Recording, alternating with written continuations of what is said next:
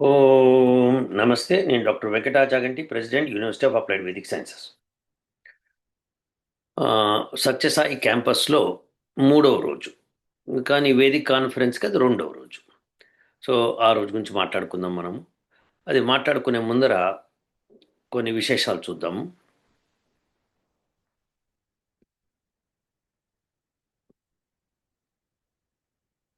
ఇది ఇక్కడ మీరు గమనిస్తే bulletin of the atomic scientist, వీళ్ళు the organization of the scientist bulletin of atomic scientist has turn the doomsday clock to 85 seconds to midnight. అంటే వీళ్ళు ఏం చేశారంటే ఒక అటామిక్ క్లాక్ లాంటిది నిర్మించాము. అది ఇక భూమి బద్దలైపోయే రోజు ఎప్పుడు వస్తుందో, ఎంత టైం ఉంది దానికి అని చెప్పడానికి డూమ్స్డే అనేది 85 సెకండ్లు ఉంది బిఫోర్ మిడ్ నైట్. ఆ ముళ్ళు కనుక మిడ్ నైట్ మీదకి వచ్చింది అంటే మనం అంతా ఖాళీ అయిపోతాం అన్నట్టుగా చెప్తున్నారు. రీజన్స్ ఏమిటి దానికి?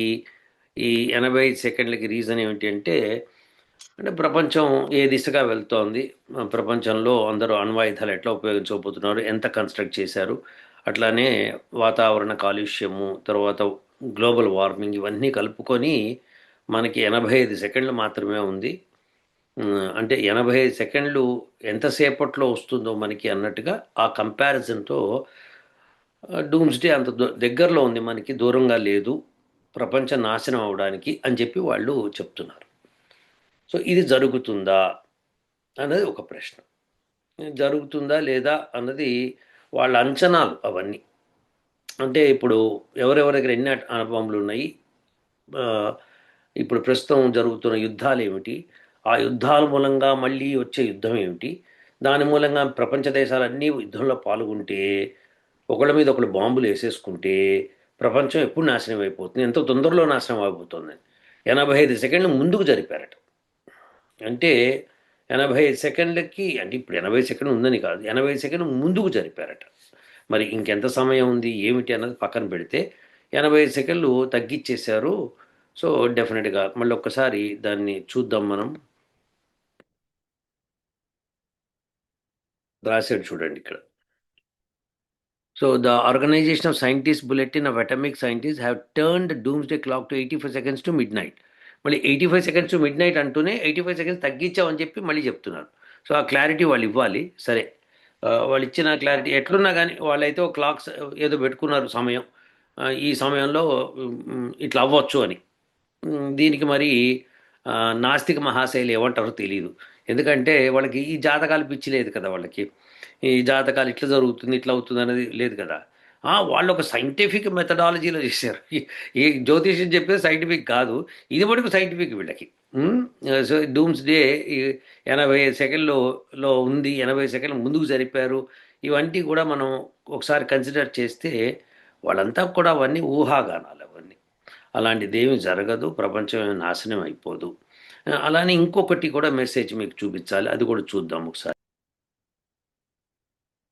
ఇదిగోండి, no gravity for 7 seconds, August glitch has the internet freaking. ఇది ఆగస్ట్ 12వ తారీఖున భూమి యొక్క గురుత్వాకర్షణ శక్తి 7 సెకండ్ల సేపు మాయమైపోతుంది అని ఇంటర్నెట్ ఈజ్ ఫ్రీకింగ్ అవుట్. అంటే ఇంటర్నెట్లో రకరకాల వార్తలు వస్తున్నాయి, సైంటిస్టులు చెప్తున్నారు, వాళ్ళు చెప్తున్నారు, వీళ్ళు చెప్తున్నారు, నాసా కూడా కన్ఫామ్ చేసింది, నాసా దానికోసం ప్రిపరేషన్ చేస్తుంది అన్నట్టు ఇంటర్నెట్లో వార్తలు వస్తున్నాయని చెప్తున్నారు. చెప్తూ దానికి సంబంధించింది ఇగో వియాన్ పాడ్కాస్ట్ వాళ్ళు, వియాన్ వాళ్ళ దానిలో ఇది ప్రచురించారు, న్యూస్ ఛానల్. తను చక్కగా చెప్తూ ఇంటర్నెట్లో ఇగో 7 సెకండ్లో భూమి ఇట్లా 7 సెకండ్ల సేపు గ్రావిటీ పోతుంది. ఇక్కడ ఇచ్చారు చూడండి, reports gravity on earth will collapse for 7 seconds on August 12th, 2026. Okay, reports అంటే ఎవడో తెలియదు, ఉత్తి రిపోర్ట్స్ అంతే. అంటే వీళ్ళకి ఇది నిమిత్తంగా తెలియదు. కానీ మొత్తానికైతే గ్రావిటీ ఒక 7 సెకండ్ల టైపు గ్రావిటీ మిస్ అవుతుంది, దాదాపు 20 మిలియన్ నుంచి 60 మిలియన్ దాకా జనాలు చచ్చిపోతారని కూడా దానిలో వాళ్ళు ఇచ్చారు పోడ్కాస్ట్లు. సో దేర్ఫోర్ ఇప్పుడు ఏంటి పరిస్థితి? సో ఆగస్టు 12 ఇదొక గొడవ. తర్వాత ఇంటర్నేషనల్ అటామిక్ క్లాక్ అని చెప్పి వాళ్ళు పెట్టుకొని దానిలో ఇక మిడ్ నైట్కి మనకి 80 సెకండ్లు తగ్గించామని వాళ్ళు ఆ, వీళ్ళంతా రచ్చరచ్చ చేస్తున్నారు. అంతా మరి సైంటిస్టులు కదా మరి. మరి ఏమిటి పరిస్థితి, ఇట్లా జరుగుతుందా జరగదా అన్నది ఒక సమస్య అన్నమాట. సో దానికి మనం గుర్తుపెట్టుకోవాలి, ఒకవేళ 7 సెకండ్లు కనుక గ్రావిటీ డిసప్పియర్ అయితే ఏమవుతుంది, ఫర్ సరదాగా ఊరికి మాట్లాడుకుందాం. ఏమవుతుంది, మనం ఇట్లా గాల్లోకి ఇట్లా లేచి వెళ్ళిపోతామా అంటే అటువైపు వెళ్ళమండి, పైకి వెళ్ళమండి. ఇది గుర్తుపెట్టుకోండి, చాలామందికి తెలియదు ఇది. మనము గ్రావిటీ డిసప్పియర్ అయితే వర్టికల్గా పైకి వెళ్ళమండి. మనం వెళ్ళేది తూర్పు వైపు తిరుగుతాం, తూర్పు వైపు వెళ్ళిపోతాం. ఓకే, అది గ్యారంటీ. ఎందుకంటే భూమి తూర్పు వైపు తిరుగుతూ ఉంటుంది అనమాట. సో ఆ తిరగడం మనం కూడా అటువైపు వెళ్తున్నాం. గ్రావిటీ ఎప్పుడైతే డిసప్పేర్ అవుతుందో మనకున్న విలాసిటీతో అలానే ముందుకెళ్ళిపోతాం అనమాట. అర్త్ ఏ విలాసిటీతో తిరుగుతూ ఉంటుందో, అర్త్ ఏ విలాసిటీతో తిరుగుతూ ఉంటుంది, అర్త్ యొక్క డయామీటరు దాదాపుగా మీకు తెలుసు, ఆ, ఒక 12,000 కిలోమీటర్ల పైన ఉంది. సో దానికి మీరు ఆ, చుట్టుకొలత కట్టారనుకోండి పైడి అని. సో 3.14 టైమ్స్ 12,000 సమ్ చిల్లర కిలోమీటర్స్ మల్టిప్లై చేస్తే అంతా కలిపి దాదాపు 40,000 కిలోమీటర్ల దాకా వస్తుంది, 42,000 కిలోమీటర్లు వస్తుంది నాకు తెలిసి. సో సరే, 42,000 కిలోమీటర్లు వచ్చింది అనుకుందాం. ఈ 42,000 కిలోమీటర్లు భూమి 24 గంటల్లో తిరిగేస్తుంది. అంటే గంటకి ఎంత స్పీడ్తో అంటే 42,000 కిలోమీటర్లు డివైడ్ బై 24 గంటలు, 24 గంటలు వేసుకుంటే మనకి 6తో డివైడ్ చేస్తే ఇటు 4 అటు 7, 7,000/4, 7,000/4 మళ్ళీ డివైడ్ చేసామనుకోండి, అది ఒకటి, తర్వాత 30లో 7 సార్లు 1700, 1750, 1750 కిలోమీటర్స్/అవర్ ఆ స్పీడ్తో. 1750 కిలోమీటర్స్/అవర్ అంటే మరి ఎన్ని మీటర్స్/సెకండ్, అది కూడా వేసుకుంటే 1750 టైమ్స్ 5/18, ఇది లెక్క అనమాట. వేస్తే కనుక ఇది 1750 బదులు 1800 తీసుకున్నాం అనుకోండి, అప్పుడు 1800 divide by 18 is equal to 100, 100 times 5 500, 500 మీటర్స్/సెకండ్ దాదాపు ఆ స్పీడ్తో. దానికంటే తక్కువ అనుకోండి, 450 అంత వస్తుంది. మనం ఇలా తీసుకుందాం, తీసుకొని ఆ స్పీడ్తో మనము అర్త్కి ట్యాంజెంట్గా వెళ్ళిపోతాం. ట్యాంజెంట్ అంటే భూమి ఇట్లుందనుకోండి, మనం అనుకుంటాం ఇక్కడ ఉన్నాం కాబట్టి ఇట్లా పైకి వెళ్తామని కాదు, మనం ఇట్లా వెళ్తాం ట్యాంజెంట్గా, స్ట్రైట్ లైన్ దానికి. ఓకే, సో ఆ స్ట్రైట్ లైన్లో తూర్పు వైపుకి వెళ్ళిపోతాం 500 మీటర్స్/సెకండ్. కాబట్టి 7 సెకండ్లు అన్నారు అనుకోండి, అప్పుడు 3,500 మీటర్లు అంటే 3.5 కిలోమీటర్లు జిప్ వెళ్ళిపోతాం మనం. ఓకే, 3.5 కిలోమీటర్లు ఒక 7 సెకండ్లో వెళ్ళిపోతాం. ఆ, వెళ్ళిపోయి ఆ గాలి అంటే ఏంటి, అప్పుడు భూమి ఇట్లా తిరిగిందనుకోండి, తిరిగినప్పుడు మనము ఇట్లా ట్యాంజెంట్గా వెళ్ళాము. వెళ్ళినప్పుడు ఏమవుతుందంటే భూమి తిరగడంతో మనకి ఇంకా ట్యాంజెంట్లో ఉంటాం కాబట్టి ఇక్కడెక్కడో ఉంటాం అనమాట. సో అక్కడి నుంచి సడన్గా గ్రావిటీ మళ్ళీ వచ్చిందనుకోండి, అప్పటికే మనం ఆ వెలాసిటీతో అటువైపు వెళ్తున్నాం కాబట్టి భూమి మనం లాగుతోంది కాబట్టి ఈ రెండింటి ప్రకారం వంగుతూ వెళ్ళి భూమి మీద పడతాం మనం మళ్ళీ. అంటే ఎంతసేపులో పడతామో, ఎంత హైట్లో ఉంది, ఈ క్యాలిక్యులేషన్స్ అన్ని మనం చేసుకుంటూ పోవచ్చు. మొత్తానికైతే 20,000 నుంచి 20 మిలియన్ నుంచి 60 మిలియన్, అంటే 2 కోట్ల మంది నుంచి 6 కోట్ల మంది దాకా ప్రజలు చనిపోతారు. మిగతా వాళ్ళంతా దెబ్బలు తగులుతాయి, నానా భీభత్సం. ఇక యానిమల్ సంగతి చెప్పనే అక్కర్లేదు. మనం అలాంటి పరిస్థితుల్లో ఒకవేళ నిజంగా అట్లాంటిది వచ్చిందనుకోండి, మీరు ఎట్లా ఎట్లా ఎస్కేప్ అవ్వాలి, చాలా సింపుల్ అండి. ఇప్పుడు మీకు 12వ తారీఖున గ్రావిటీ వస్తుందంటున్నారు కాబట్టి మీరు ఏం చేస్తారంటే అందరూ కూడా తూర్పు వైపు గోడ చూసుకోండి. మీ ఇంట్లో తూర్పు వైపు గోడ అంటే ఆ గోడ తూర్పు వైపు ఉండాలి. ఆ గోడకు చిల్లు చేసి మీకు తూర్పు సూర్యుడు ఉదయించేది కనిపించాలన్నమాట. అట్లాంటి గోడ చూసుకోండి. చూసుకొని ఏం చేస్తారంటే చిల్లు పెట్టకండి దానికి. పెట్టకుండా గోడకి దగ్గరగా ఎంత వీలైతే అంత దగ్గరగా కూర్చోండి. సారీ. సో అప్పుడు కనుక గ్రావిటీ డిసప్పియర్ అయిందనుకోండి, మీరు ఆ గోడకు అతుక్కుపోతారు. అతుక్కుపోండి కాసేపు, 7 సెకండ్లు ఏముంది అక్కడ. సో అయితే మీకు ఎదురుగుండా కత్తులు కటార్లు పెట్టుకోకండి, అవి దూసుకొని మీ మీదకి వస్తాయి కాబట్టి అలాంటిది లేకుండా ఖాళీ రూమ్ పెట్టుకోవడం ఉత్తమం అనమాట. సో ఏవి సామాన్లు లేకుండా, ఎందుకంటే సామాన్లు ఎగిరి మీ దగ్గరికి వచ్చేస్తాయి. సో అందుకని మీరు తూర్పు వైపు గోడకి ఆనుకొని కూర్చోండి. ఎంత వీలైతే అంత ఆనుకోండి, అప్పుడు మీకు ఏం కాదు. సో ఇంకా మెత్తగా ఉండటం కోసం ఒక మంచి పరుపు లాంటిది వెనకాల వేసుకోవటం, ఇలాంటివన్నీ చేసుకుని మీకు దెబ్బలు తగలకుండా, వస్తువులు వచ్చి మీకు తగలకుండా మీరు రెడీ చేసుకున్నారు అనుకోండి, అప్పుడు మీకు గ్రావిటీ డిసపియర్ అయితే మీరు తూర్పు వైపుకి నెట్టబడతారు. నెట్టబడితే మీరు ఆ గోడకి ఇట్లా అతుక్కొనే ఉంటారు ఒక 7 సెకండ్లు. మీవి కావనుకోండి ప్రపంచంలో, బస్ అంతే. ఆ 7 సెకండ్ల తర్వాత ఎక్కడ సామాన్లు అక్కడ పడిపోతూ ఉంటాయి అన్నమాట. బయటికి వెళ్ళకండి, ఎందుకంటే ఎక్కడెక్కడ ఓ సామాన్లు వచ్చి పడిపోతూ ఉంటాయి అన్నమాట. ఇక సో ఇది ఒకవేళ జరిగితే, ఇదంతా ఆ, ఒక ఊహ జరిగితే ఒక మూవీ లాంటిది అనమాట. ఓకే. సో ఇలా జరుగుతుందా, జరగాలని కొంతమంది ఆశిస్తుంటారు, తమాషగా నువ్వు చూద్దాం ఎట్లుంటుందో అని. బాబు కోరుకోకండి నాన్న. నేను అట్లని శ్రీశైలం అడవిలో చిన్నప్పుడు, అంటే మంచి యూత్లో ఉన్నప్పుడు తిరుగుతూ పులులు కనిపించట్లేదు. ఒకరోజు పులి డైరెక్ట్గా ఎదురుపడింది. ఆ తర్వాత పులి ఎందుకు కనిపించింది అనుకున్నాను. అమ్మో, అసలు మనం అలాంటి కోరికలు కోరకూడదు. సో కోరుకుంటే బాగానే ఉంటుంది, కానీ అది ఎదుర్కొనే ధైర్యం కూడా ఉండాలి. నాకే పులి కనిపించింది, మేము ధైర్యంగానే ఉన్నాం, అంత బాగానే ఉంది, కానీ దాని యొక్క ప్రతాపం చూసిన తర్వాత అనిపించింది అనమాట, మనము అసలు అది అటాక్ చేసి ఉంటే మేమేమి వాళ్ళో తెలియదు. సో అటువంటి పరిస్థితి అది.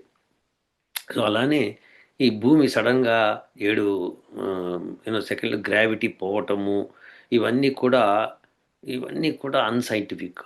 కానీ సైన్సే చెప్తుంది, సైంటిస్టులే అంటున్నారు అని చెప్పి ఈ టిట్లు అందరూ కూడా చెప్తూ ఉంటారు అనమాట. సో ఇవన్నీ నమ్మకండి. ఎందుకు నమ్మకూడదు అంటే వేదం ప్రకారం నమ్మకూడదు. ఎలా అయితే అటమిక్ క్లాక్ అది కూడా ఉంది కదా, అది కూడా నమ్మకండి. మనకి కలియుగం 4,32,000 సంవత్సరాలు. దానిలో కేవలం 5,127 సంవత్సరాలు మాత్రమే గడిచినాయి. కాబట్టి మస్తు టైం ఉంది, ఏం కాదు. భూమికి ఏం కాదు, ప్రపంచం అంతా శాంతియుతంగా ఉంటుంది. దానికి మనకి వేదంలో ఒక మంత్రం ఉంది. ఓం ఏన జౌరుగ్రా పృథివీ చ దృఢా ఏన స్వస్తవితం ఏన నాకః యో అంతరిక్షే రజసో విమానః కస్మై దేవాయ హవిషా విధేమ. ఈ మంత్రంలో పరమాత్ముడు ఏం చెప్తున్నాడంటే, ఈ జుల్లోకాన్ని చాలా ఉగ్రంగా తయారు చేశాడు, కానీ పృథ్వీని దృఢంగా తయారు చేశాడు. కాబట్టి మనకి స్వస్థభితం. సో ఈ ఈ ఈ వీటిలో మనకి ఏంటంటే ఎక్కడా కూడా నష్టం జరగకుండా మనని భద్రంగా ఉంచడం కోసం ఏననా కహ. కహ అంటే సుఖం, ఆకహ అకహ అంటే ఏంటి, నరకం. నా అకహ, నా అకహ అంటే మోక్షం అనమాట. సో దేర్ ఫోర్ మనకు మోక్షం కోసం ఈ రెండు కూడా ఇలా తయారు చేశాడు.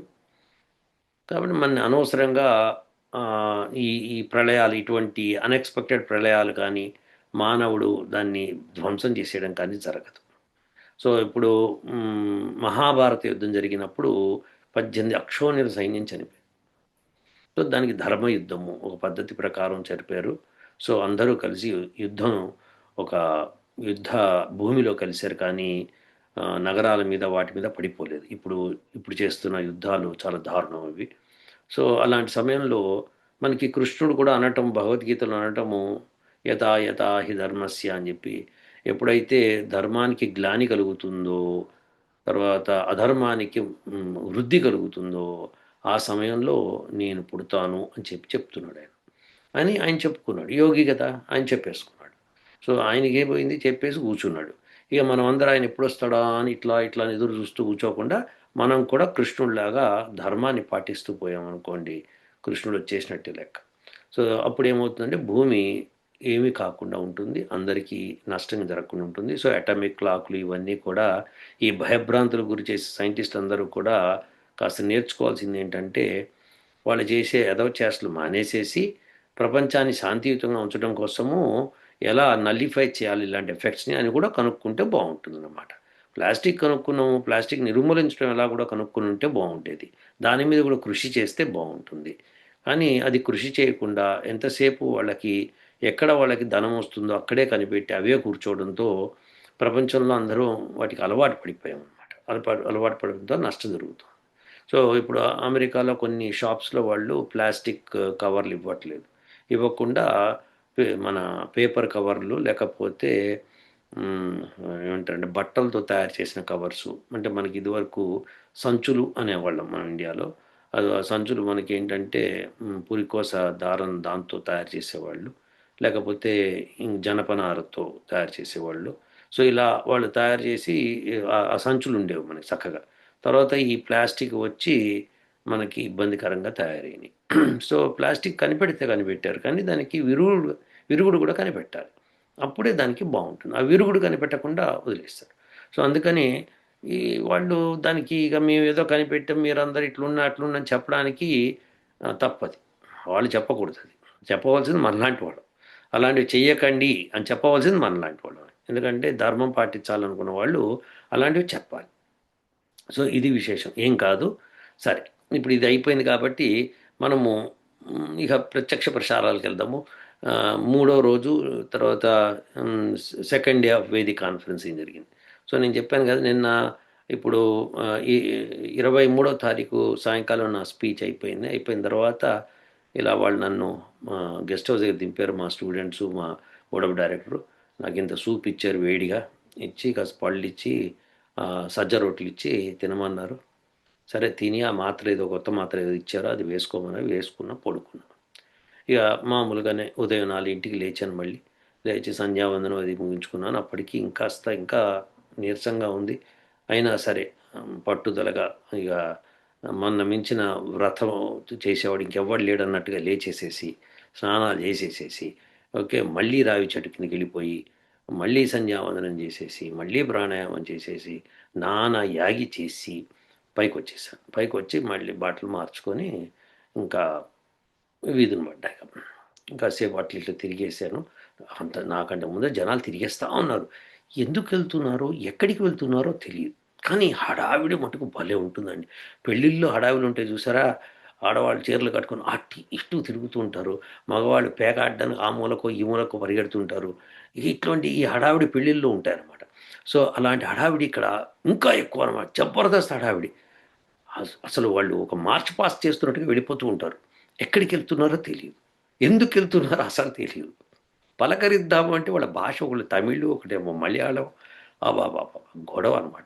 సో అలా తిరుగుతూ ఉంటారనమాట క్యాంపస్లో అంతా హడావుడిగా. పోనీ ఒక డైరెక్షన్లో ఈస్ట్లో వెళ్తున్నారు, అక్కడ ఏదో ఉంది, అక్కడ భజన జరుగుతుంది వెళ్తున్నారు అనుకుంటే కాదు. ఈస్ట్, వెస్ట్, సౌత్, నార్త్ ఒక్క డైరెక్షన్ కాదు. ఎవరు ఎందుకు ఎటువైపు వెళ్తున్నారో తెలియదు. సో పోనీ ఎవరినైనా ఎమ్మడబడి వెళ్దాం అంటే మళ్ళీ ఎవరేమనుకుంటారో తెలియదు. అసలు ఎందుకు వెళ్తున్నారు, ఇంత హడావిడి ఏం జరుగుతోంది అర్థం కాదు. సరే నేను మళ్ళీ ఒకసారి ఇక 6:30 కల్లా లోపలికి వెళ్ళి బ్రేక్ఫాస్ట్ చేసి ఇక రెడీ కూర్చుంది. ఎందుకంటే 6:30 బ్రేక్ తలుపు కొట్టేస్తారు వాళ్ళు. సరే వాళ్ళు తలుపు కొట్టకముందు వెళ్ళాలని చెప్పి వెళ్ళి వాళ్ళు బ్రేక్ఫాస్ట్ అది చేసి వచ్చి కాఫీ తీసుకొని కాఫీ తాగి వచ్చి కూర్చున్నాను. కూర్చొని ఇంకా 8ంటికి వాళ్ళ టాక్ అవుతుంది ఇద్దరిది. సో ఇద్దరు ఆడవాళ్ళు, ఒక ఆవిడ ప్రొఫెసర్, ఇంకో ఆవిడ కూడా ప్రొఫెసర్ అనుకుంటే ఇద్దరు వేదం గురించి ఏదో మాట్లాడతారు అని చెప్పి నేను గబగబా కుల్వంత్ హాల్కి వెళ్ళాను. అక్కడికి వెళ్ళాలంటే భయం నాకు. అక్కడేమో విపరీతమైన సౌండ్ పెడుతున్నారు, కానీ తప్పదు వినాలి. ఒకసారి చూద్దాం ఏమంటున్నారు వీళ్ళందరూ, అసలు ఏం మాట్లాడుతున్నారు, వాళ్ళకి ఎంతవరకు తెలుసు, ఏమాత్రం జ్ఞానం ఉంది చూద్దామని వెళ్ళా. వెళ్ళి అక్కడ మళ్ళీ కుల్వంత్ హాల్కి వెళ్ళి కుల్వంత్ హాల్కి వెళ్ళడానికి రెడీ అవుతాను. 8 o'clock అవుతుంది. ఈ లోపల నాకు బీవీకే కాల్ చేశాడు, మెసేజ్ పెట్టాడు. సార్ మేము రెడీగా ఉన్నాము, నేను మన బోర్డ్ ఆఫ్ డైరెక్టర్ రెడీగా ఉన్నాము, ఇక్కడ కింద వెయిట్ చేస్తున్నాం అంటే సరే అని చెప్పి నేను కిందకి వెళ్ళాను.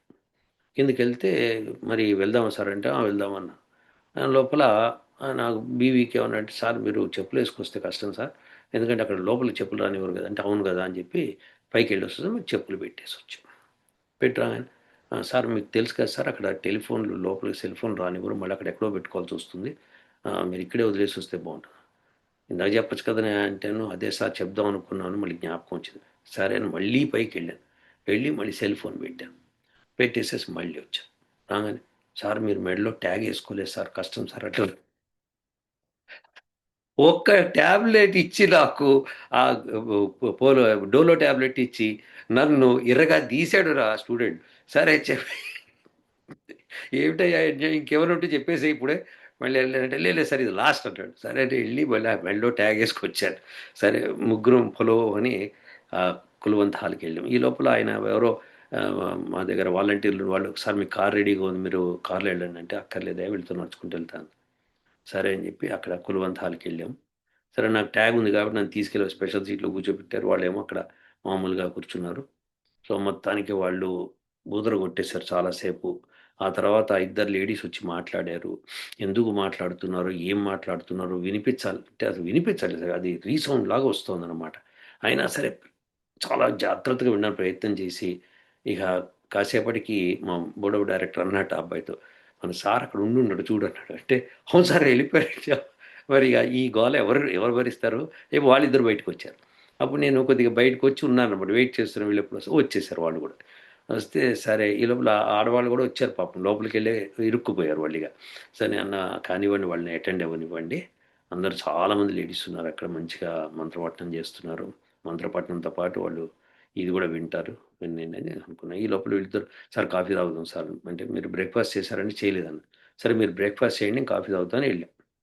వెళ్ళి ఒక చోట మంచిగా డైనింగ్ హాల్ ఖాళీగా ఉండింది. అక్కడ వీళ్ళెళ్ళి క్యూపాన్లు తీసుకొచ్చారు. కాఫీ తెచ్చారు. కాఫీ తాగుతున్నాం. అంతే పొలోమని స్టూడెంట్లు వందల లెక్కన లోపలికొచ్చేసారు. పెద్ద లైననమాట. "అరే! మీరు బ్రేక్‌ఫాస్ట్ తీసుకోవాలి, మరి ఇంత పెద్ద లైనుందంటే" "పర్లేదు సార్ మేము తీసుకుంటాం" అంటే, "సరే నేను కాఫీ తాగైతే ఎళ్తాను. నేను రెడీ అవుతాను. మనకి మళ్ళీ వి హావ్ ఎట్ 11:00 ఇంకోటుంది గదా! దానికెళ్ళాలి మనం" అన్నా. అంటే, "ఓకే సార్ మేము బ్రేక్‌ఫాస్ట్ చేసి వస్తాం. మీరు రెడీగా ఉండండి ఎళ్దాం" అన్నారు. సరే అని జెప్పి నేనింక వెళ్ళిపోయాను. రూమ్‌కెళ్ళిపోయి కాస్త రెస్ట్ తీసుకున్నా. రెస్ట్ తీసుకొని కరెక్ట్‌గా ఇంకా 11:45 అవుతుందనగా వీళ్ళు మెసేజ్ పెట్టారు. "సార్ మా బ్రేక్‌ఫాస్ట్ అయిపోయింది. మేము రెడీగున్నాము." అంటే సరే బయలుదేరదామని బయలుదేరాం. 11కి అక్కడికి ఆ హాల్ ఏ హాల్ అయితే నిన్న నేను స్పీచ్ ఇచ్చానో ఆ హాల్‌కెళ్ళాం. అక్కడ ఒకాయన ఇక్కడ అమెరికా నుంచి వచ్చాడు. డాక్టర్ ఫ్రెడ్ అని చెప్పి. ఆయన న్యూరో సైంటిస్ట్. సో, ఆయనేం చేశాడంటే మంత్రపఠనం జరిగేటప్పుడు మెదడులో వేవ్స్ ఎలా ఉంటాయి? మెదడులో ఆల్ఫా, బీటా, థీటా వేవ్స్ కొన్ని ఉంటాయి. గామా వేవ్స్ ఉంటాయన్నమాట. వీటి గురించి కాస్త బాగా తెలిసిన వాళ్ళకి అర్థమవుతుంది. తెలియని వాళ్ళకి ఏమి అర్థం కాదు. కానీ ఆయన ఏదో చెప్పడానికి ప్రయత్నం చేశాడు. ప్రాక్టికల్‌గా చూపించడానికి ప్రయత్నం చేశాడు. ఒక అతన్ని కూర్చోపెట్టి, అతనికి ఆ మెషినరీ ఎక్విప్‌మెంట్ అంతా కనెక్ట్ చేసి, ఇక్కడ అని కనెక్ట్ చేసేసి ఒక 5, 6 మంత్రపఠనం చేయటం. అది ఈయన కూర్చున్నాయన కామ్‌గా కూర్చొని వినటము. దాని మూలంగా బ్రెయిన్‌లో ఏ వేవ్స్ ఎట్లా చేంజ్ అయ్యాయని చూపించుకుంటూ, దీని మూలంగా ఎంత కామ్‌నెస్ ఏర్పడుతుందో అది ఇది అని ఆయన మెచ్చుకుంటూ చెప్పాడు. ఆయన మహర్షి వేదిక్ యూనివర్సిటీ ఏదో ఉంది అమెరికాలో. దాని నుంచి ఆయన వచ్చాడనమాట. బావుంది. సో, అది విన్నాము. ఆ తర్వాత ఇంకో ఆయన గీతావాహిని గురించి మాట్లాడతాను పైకొచ్చాడు. పైకొచ్చి మాట్లాడాడు. ఏం మాట్లాడాడో అంటే భగవద్గీత నుంచి మాట్లాడాడు. భగవద్గీతలో హే కృష్ణ, పార్థ అని చెప్పి ఉంటాయి. సో, అర్జునుడిని కృష్ణుడు భారత అని కూడా పిలుస్తాడు. ఇలా రకరకాల పేర్లతో పిలుస్తాడు. కానీ మరి ఆ గీతా వాహిని ఎవరు రాశారో తెలీదు. దానిలో బామ్మర్ది, బామ్మర్ది అని రాశాడని చెప్పి ఈయన చెప్పుకొచ్చాడు. అంటే అసలు మాకు నవ్వాగలేదు. సో, ఆయన brother in law, brother in law అని రాశాడు. ఇది, అది. తర్వాత భగవద్గీత చెప్తుంటే ఒక్కసారి రథం ఇట్లా షేక్ అయిందట. మరి రథం షేక్ అవ్వటం ఏంటో తెలీదు. అయితే అర్జునుడికి తెలియలేదట ఆ విషయం. మరి ఎవరికి తెలిసిందంటే ఓన్లీ కృష్ణుడికి తెలిసిందట. సరే తెలిసింది. అయితే ఎందుకు షేక్ అయిందో చెప్తాడని ఇట్లా ఎదురు చూస్తుంటే, అది సంగతి అని కిందకొచ్చేసాడాయన. మేము తట్టుకోలేకపోయాం. అసలు ఎందుకు చెప్పాడు? ఏం చెప్పాడు? ఏమని చెప్పదలుచుకున్నాడు? ఆ పెద్ద మనిషి ఎవరంటే న్యూయార్క్‌లో ఒక యూనివర్సిటీలో ఆయన ఒక ప్రొఫెసర్ అట. ఆయన వచ్చి చెప్పాడు. అసలు మాకు కడుపుబ్బా నవ్వు. నాకింకా దగ్గొచ్చేసింది ఆ నవ్వుకి. ఎందుకంటే నాకు ఆల్రెడీ తుమ్ములు, దగ్గులొస్తున్నాయి. సో, గబగబా నేను లేచి బయటికెళ్ళిపోయాను. అయితే వెళ్తే ఇక వీళ్ళు గూడా స్టూడెంట్స్ గూడా బయటకొస్తున్నారు. అప్పుడు ఈ ఆర్గనైజర్ ఎవరైతే నన్ను పిలిచారో ఆయన గూడా బయటకొచ్చాడు. సార్ మీరు వెళ్ళిపోకండి అప్పుడే. మీరక్కడ మన ఆహ్, సత్యసాయి వాళ్ళది యూట్యూబ్ ఛానల్ ఉంది. ఆ స్టూడియోకెళ్ళండి సార్. అక్కడ మిమ్మల్ని ఇంటర్వ్యూ చేస్తారు. ఒక్క ఇంటర్వ్యూ ఇవ్వండి సార్. ఎన్నింటికెళ్తారో చెప్పండి సార్. నాకు అప్పుడు లంచ్ చేసి కాస్త రెస్ట్ తీసుకొని వెళ్దామని, సరే 2:00 ఉంటామండి అని చెప్పానన్నాను. సరే అన్నాడు. ఇక నేను మా డైరెక్టరు ఇక స్టూడెంట్స్ కలిసి బయటకొచ్చేసాము. వచ్చిన తర్వాత ఒకటే నవ్వుడు మేము. అసల ఎందుకు చెప్పాడు? ఏం మాట్లాడాడో కూడా తెలీదండి. ఆశ్చర్యం ఏంటంటే కొంతమంది ఎందుకు మాట్లాడుతున్నారో తెలీదు. వాళ్ళు చాలా గొప్పగా మాట్లాడేసాం, ఏవో చెప్పేసాం అనుకుంటారు. కానీ ఎందుకు మాట్లాడాడో తెలీదు నాకు. సరిపోయింది. ఇక సరే గీతావాహిని అన్నాడు కాబట్టి ఇంకెవరు రాశారు ఏంటో, మరి ఆ రథం కదలటం ఏంటో, కృష్ణుడు ఒక్కటే చూడటం ఏంటో, ఇవన్నీ కృష్ణుడు తెలుసుకొని ఏం చేస్తాడు? ఇప్పుడు ఒక లెక్క ప్రకారం చాలామందికి కృష్ణుడు అంటే అవతార పురుషుడు. ఆయనకి ఈ భూమి, సూర్యుడు అన్ని కంపనాలు తెలుసు. అందులో రథ కంపనం గురించి ఏమిటి? సరే రథం కంపించింది అనుకోండి. ఏమైంది? అది ఏమైందో చెప్పలేదు. అది సస్పెన్స్ అన్నమాట. అది మరి థర్డ్ వేదిక్ కాన్ఫరెన్స్‌లో చెప్తాడేమో తెలీదు మాకు. సో, మొత్తానికైతే ఆ కంపనం దాంతో రోజంతా నవ్వుకున్నాం ఈ కంపనం గురించి. సో, మీకు తెలీదు కృష్ణుడికి తెలుసని చెప్పి ఊరుకున్నాము. లాస్ట్‌కి బయటకొచ్చాం. కాసేపు వచ్చిన తర్వాత ఇక కార్‌లో తీసుకెళ్ళి నన్ను అక్కడ దింపారు. దింపిన తర్వాత అందరూ మీరు లంచ్ చేసేయండి. నేను లంచ్ చేసి కాస్త పడుకుంటాను, లేస్తాను. అప్పటికే ముక్కు మళ్ళీ కారడం మొదలుపెట్టింది. తగ్గలేదు సార్ మీకంటే, మరి ఇంకో రెండో టాబ్లెట్ ఏసుకుంటే తగ్గుతుందనుకున్నా. సరే. అదయింది. అయిన తర్వాత చక్కగా లంచ్ చేసి కాస్త రెస్ట్ తీసుకున్నా. ఇక 1:45 అవుతుంటే వాళ్ళు నాకు కాల్ చేశారు. సార్ మనం వెళ్ళాలి అక్కడికంటే, సరే అని దబదబా డ్రెసప్ అయ్యి వెళ్ళాను. కిందకెళ్తే అప్పటికి మనకి మన స్టూడెంట్స్‌తో పాటు కొత్తగా ఇంకా స్టూడెంట్ కేఎన్ గారు ఫ్రమ్ బెంగుళూరు. ఆవిడ హస్బెండ్ హెచ్ గారు. ఇద్దరు వచ్చారు కార్‌లో. వచ్చి "సార్ నమస్కారం అన్నా, నమస్కారం అన్నా" ఇక పలకరింపులయినియి. అంతా బావుంది. సరే స్టూడియోకెళ్దాం పదండి అని చెప్పి ఆ స్టూడియోకెళ్ళాం. అక్కడికెళ్ళి ఆ స్టూడియోలో వాళ్ళు ఇంటర్వ్యూ ఇంటర్వ్యూ తీసుకున్నాను. ఇంటర్వ్యూ అయిపోయింది. ఆ ఇంటర్వ్యూ అయిన తర్వాత ఒక గంట సేపు ఇంటర్వ్యూ చేశాడాయన ఇంగ్లీష్‌లో. ఇంగ్లీష్‌లో ఇంటర్వ్యూ అయిన తర్వాత ఆయన మీ స్టూడియోకెళ్తే ఎవడు లేడసలక్కడ. అక్కడంతా ఏదో లోపలంతా ఎవరో ఉన్నారు. ఎవరో వర్క్ కంప్యూటర్ మీద కూర్చొని ఏవో వాళ్ళు ఇవి చేస్తున్నట్టున్నారు. వాళ్ళు అప్పటిదాకా వచ్చిన వీడియోలని ఎడిటింగ్ అవి చేసుకుంటూ కూర్చున్నారు. ఇగో ఇట్లా పిలిచారండి ఇంటర్వ్యూ చేయడానికి. మరి ఎవరు లేరా అంటే, "ఏమోనండి మాకు తెలీదండి" అంటే అప్పుడు మా బోర్డ్ ఆఫ్ డైరెక్టర్ మళ్ళీ ఆర్గనైజేషన్‌కి కాల్ చేసి, ఇది ఇట్లా అంటే వాళ్ళు వెంటనే ఇంకెవరికో కాల్ చేసి ఆయన పరిగెత్తుకొచ్చాడు. "సారీ సార్ నాకు చెప్పారు కానీ 2 అన్న విషయం మర్చిపోయాను" అది ఇది అని ఏదో వచ్చాడు లోపలికి. సరే. మొత్తానికైతే ఈ లోపల మేమేం చేసామంటే ఇక ఊరికే కూర్చోవడం ఎందుకని ఒక కప్పు కాఫీ తాగేసాం. అయిపోయింది. అక్కడ బయటనే ఉంది ఒక స్టాల్ ఉంది కాఫీ స్టాల్. అక్కడికెళ్ళి ఒక బ్లాక్ కాఫీ తాగి వచ్చేసాం. వచ్చిన తర్వాత మళ్ళీ ఒక ఇంటర్వ్యూ. సో, గంట సేపు ఇంటర్వ్యూ చేశారు. నానా ప్రశ్నలు వేశారు. చక్కగా చెప్పాను. అయిపోయింది. అయిన తర్వాత ఆ ఇంటర్వ్యూ అయిపోయిన తర్వాత బయటకొచ్చాం మళ్ళీ. సార్ మీరు తెలుగులో కూడా ఇంటర్వ్యూ ఇవ్వాలంటే, అది నాకు తెలీదండి బోర్డ్ ఆఫ్ డైరెక్టర్ చెప్తే చేస్తానంటే, సరే అని బోర్డ్ ఆఫ్ డైరెక్టర్‌ని పక్కకు తీసుకెళ్ళి మాట్లాడాడు. ఆయన సరే నేను ఏర్పాటు చేస్తాను రేపు అన్నాడు. సో, నెక్స్ట్ డేకి నాకు తెలుగు ఇంటర్వ్యూకి మళ్ళీ ఏర్పాటు జరిగింది. సరే. అబౌట్ వాట్ టైమ్ అంటే ఆహ్, 10:00 ఏర్పాటు చేశారు మార్నింగ్. సరే అని చెప్పి బయటకొచ్చాం. అందరం కలిసి కాసేపు మళ్ళీ ఒక కాఫీ తాగాం. సరే అటు ఇటు తిరిగాము. కాస్త మాట్లాడుకున్నాం. తర్వాత బోర్డ్ ఆఫ్ డైరెక్టర్ గారు, తర్వాత ఇంకా ఆడవాళ్ళు ఎవరైతే వచ్చారో వాళ్ళు, తర్వాత ఇంకా వాళ్ళతో మనకి ఆహ్, సీడీ అని ఆయనొచ్చాడు. ఎక్కడి నుంచి మన హైదరాబాద్ నుంచి. అతను పొద్దున్నే దిగాడు. మళ్ళీ సాయంకాలం కల్లా వెళ్ళిపోయాడనమాట. సో, లేట్‌గొచ్చాడు. నిన్న రాలేకపోయావంటే నిన్న నాకు డ్యూటీ ఉండింది. ఎట్లన్నా మిమ్మల్ని కలవాలనొచ్చాను అని చెప్పాడు. సో, కలిసాడు, మాట్లాడారు చాలా సేపు అన్నీ డిస్కషన్‌లయినియి. ఆ తర్వాత సాయంకాలం కల్లా వీళ్ళు మన బోర్డ్ ఆఫ్ డైరెక్టర్ ప్లస్ ఈ సీడీ ఇంకొక ఆడవాళ్ళు ఇంకొక ఆవిడ ఆహ్, మన ఎవరావిడ ఆర్‌వి గారు, ఆర్‌కే గారు ఇద్దరు కలిసి అందరూ కలిసి తిరుగు ప్రయాణం అయ్యారు. అయితే ఆర్‌జే అన్న ఆమె మటుకు వెళ్ళనంది. సార్ మీరెళ్ళేదాకా మేము వెళ్ళం సార్ ఇక్కడే ఉంటాం. మీకు ఒంట్లో బాలేదు. ఏదైనా అయితే చూసుకుందుకు ఎవరు ఉండాలన్నట్టు పాపం ఆవిడ అక్కడే ఉండిపోయారు. సో, అయితే నేను అన్నాను, "ఏం పర్వాలేదమ్మా! మళ్ళీ నువ్వు ఒక్కదానివే వెళ్ళాలని కష్టం" అంటే, "అస్సలు మాకు కష్టం కాదు సార్. డైరెక్ట్ బస్సుంది. మీరేం వరీ కావద్దు" అని చెప్పి ఆవిడ ఉండిపోయారు. ఆవిడ ఉండిపోయారు. తర్వాత ఇక హ్మ్, బీవీకే ఆయన మన బోర్డ్ ఆఫ్ డైరెక్టర్‌తో కార్‌లో వెళ్ళిపోయాడు. సీడీ వెళ్ళిపోయాడు. తర్వాత ఆహ్, ఆహ్, ఆర్‌కే గారు ఆవిడ వెళ్ళిపోయారు. సో, అందరూ కలిసి కార్‌లో బయలుదేరారు. నేను సేఫ్ జర్నీ అని చెప్పా. అయితే ఆయన మా బోర్డ్ ఆఫ్ డైరెక్టర్ రేపుంది మీకు ఇంటర్వ్యూ గుర్తుపెట్టుకొని మర్చిపోవద్దు. నాకివాళ ఇంకో అతన్ని చెన్నై తీసుకెళ్ళేదుంది. లేతే నేను ఇంకా ఉండేవాడిని. సో, అది కూడా ఒకటుందన్నారు. ఈ లోపల మాకక్కడ సత్యసాయి నిలయంలో వాళ్ళందరూ కలిసి ఒక మాట చెప్పారు. "మేము ఇక్కడ రీసెర్చ్ చేయదలుచుకున్నాము. మీ యూనివర్సిటీ స్టూడెంట్స్ మాతో కొలాబరేట్ చేస్తే బావుంటుంది" అన్నట్టుగా వాళ్ళు చెప్పారు. "ఆ! తప్పకుండానండి. మా బోర్డ్ ఆఫ్ డైరెక్టర్ మాట్లాడతారు" చెప్పాను. సో, కొలాబరేషన్‌లో వాళ్ళతో పాటు రీసెర్చ్‌కి ఏర్పాట్లు జరుగుతున్నాయి. అది. సరే దానికి ఇంకా చాలా తతంగం ఉంది. మా బోర్డ్ ఆఫ్ డైరెక్టర్ దాని అగ్రీమెంట్లు ఇవన్నీ రాసుకోవాలి. ఇవన్నీ ఉంటాయి. సో, అది జరగబోతుంది. బావుంది. అక్కడితో ఆ రోజు ఇదయింది. సరే వాళ్ళెళ్ళిపోయిన తర్వాత ఈ ఇప్పుడు కేఎన్ గారు ఎక్కడి నుంచైతే బెంగుళూరు నుంచి వచ్చారో ఆవిడ, తర్వాత మనకి ఎస్‌కే మన స్టూడెంటు, వాళ్ళ మదరు, వాళ్ళ ఫాదరు, ఆ తర్వాత ఈ ఆర్‌జే అన్న ఆవిడ, వీళ్ళు మిగిలారు. యూఏ అన్న ఆవిడ వెళ్ళిపోయారు. ఆవిడ చెల్లెలు ఇద్దరు వెళ్ళిపోయారు. ఇట్లా అందరూ వెళ్ళి ఇక ఒకరోజు లాస్ట్ డే ఇంకా రేపు ఎల్లుండి మిగిలింది కదా! ఆ రోజు ఒక్క కాస్మాలజీ గురించి ఏదో టాక్ ఉంది. అది వినాలి నేను. ఆ తర్వాత తిరిగి ఇంటర్వ్యూ ఇవ్వాలనుకున్నాను. సరే. నాకెట్లైనా రాత్రి 11:00కి ఆదివారం రాత్రి అంటే 25 రాత్రి 11:00కి నాకు ఫ్లైట్‌కి తీసుకెళ్తారు బెంగుళూరుకి. తెల్లవారుజామున ఫ్లైట్ ఉందన్నమాట. 26 తెల్లవారుజామున.